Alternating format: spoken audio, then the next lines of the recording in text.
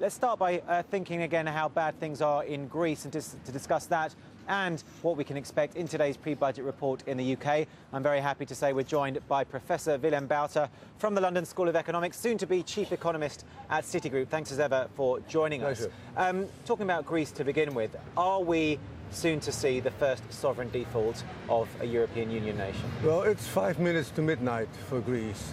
Default is not unavoidable, but unless there are radical fiscal actions, lasting cuts in spending and tax increases of at least 7% of GDP, I think the writing's on the wall, and we could see the first old EU 15 sovereign default since Germany had it in 1948. Yes.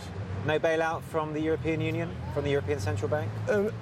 Only at a price. I think the country will have to inflict pain on itself, probably go to the IMF, have a credible standby program, and then I'm sure aid from Brussels and bilateral aid from selected sovereign governments elsewhere in Europe and maybe the US could be available. But the Greeks will have to do it themselves in terms of the pain that they inflict. So Greece's credit ratings, of course, downgraded already. Indeed.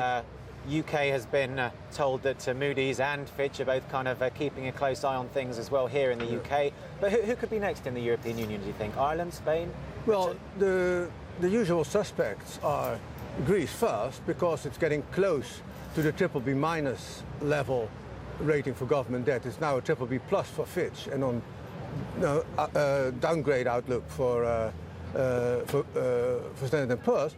For the same kind of downgrade to BBB plus, and once they get below BBB minus, the ECB will refuse to accept that that is collateral in its operations, and that would be the end of the game. So that we have to avoid. For the rest, Ireland vulnerable, Spain, Portugal, Italy. The UK is of course with the US also no longer in the category of pristine AAA countries, although much more robust still than Greece. And we were talking just before, of course, European Union countries supposed to have a budget deficit no greater than 3%. Seems that 13% is the new 3%. No, absolutely. But I mean, here in the UK, the government's says it's going to halve the budget deficit over the next 4 years. We're expecting a punitive tax on bankers' bonuses, possibly 50%.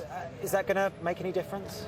Well, those taxes themselves are soak the rich electoral taxes. They won't have any major revenue impact. The cuts of 6% of GDP over the next 3 years are a first step, but not enough to restore sustainability to fiscal finances. And also, of course, they will have to be front-loaded in practice, because this government no longer has any fiscal credibility left. I mean, they gave us the golden rule, the sustainable investment rule, the end of boom and bust, and heavily pro-cyclical fiscal policy for the last decade.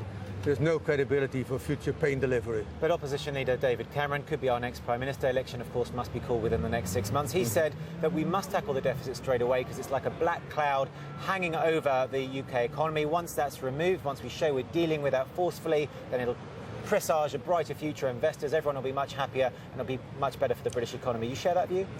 In practice, yes.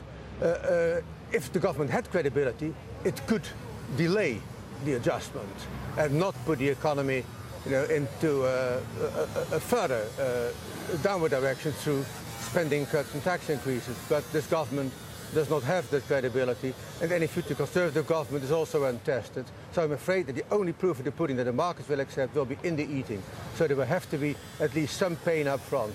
OK, we will have to see what happens. Of course, it could all be academic, because we may have a new government by June of next year. But thanks so much for joining us as ever. Professor Willem Buiter from the London School of Economics, former member of the Bank of England's Monetary Policy Committee.